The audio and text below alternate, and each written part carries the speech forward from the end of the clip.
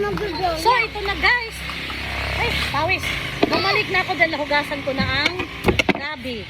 Ang gabi ay kukuha ako ng 1/4 na portion para unahin natin siya ihulog sa sabaw para pangpalapot sa sabaw. Ayan. Kayo guys, ginagawa nyo rin ba? Kasi ako, ganito laging ginagawa ko. Kumukuha ako para pangpalapot sa sabaw. Kasi siyempre, ma-overcook siya, madudurog siya. Kaya, lalapot ang ating sabaw. Isasabay ko siya pag lunod sa kamatis at sibuyas. Ayan.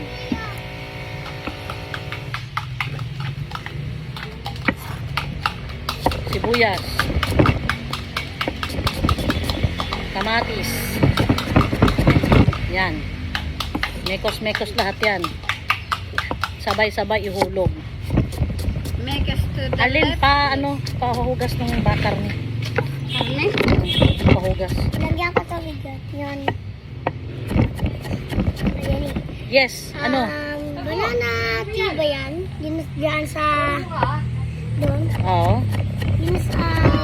Nagtanim ka? Hindi. Yun Oo, yan. Yun na dito sa pot. Sapat? Hindi. Hindi. Iba yun. Well, nilagay ko yun sining banana doon. Yes.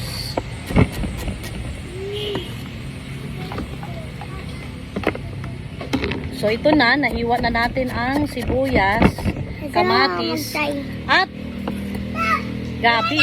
Ngayon, yung ko nairita.